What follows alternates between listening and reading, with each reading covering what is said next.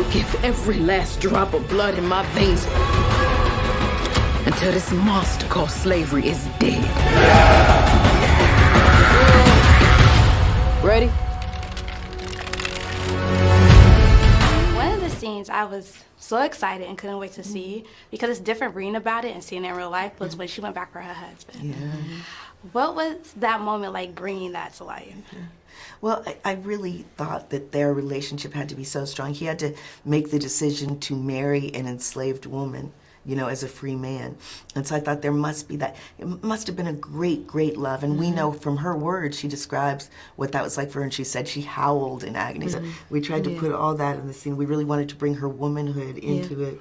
And that was so strange. It was the scene I looked forward to shooting the most, just because I knew that it would give us insight into who she was as a woman, what she had as a woman, the loss that she felt, the love that she had.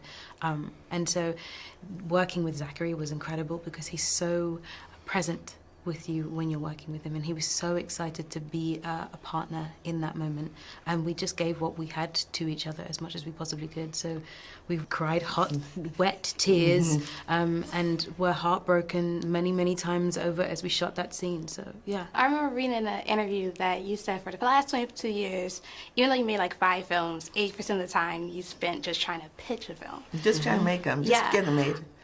What kept you motivated? Because nowadays people are just afraid to quit after like 5 years. Yeah. Well, I don't know. Maybe there's a little fierce determination in me, and a little hope. You know, this optimism that I don't know where it comes from. But I do feel that it's what I'm meant to do, and that there's I have something to say, and there's an audience that I'm speaking to, and mostly I just get inspired by stories, and I kind of fall in love.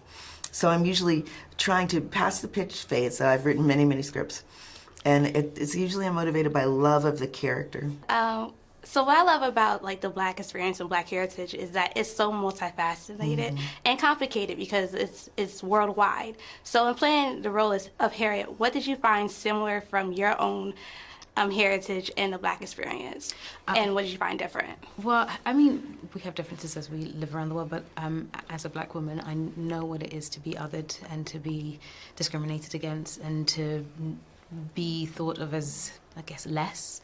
I know what that feels like, and to use that experience and to inject into what Harriet's experience was I guess, cathartic, able to share that experience and to know what it is to fight desperately to get something that people don't want you to have.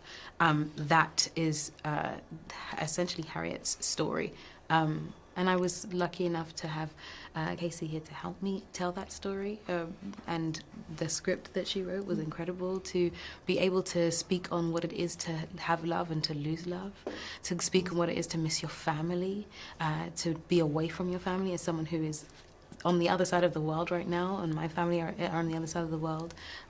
It's, you know, those things are similarities that we both have, and, you know, our statures, the way we are, small, fierce, you know, determined women who can sing and have a lot of fight in us. It was, you know, bringing that of myself to her and sharing it with her so that we could put her on your screen.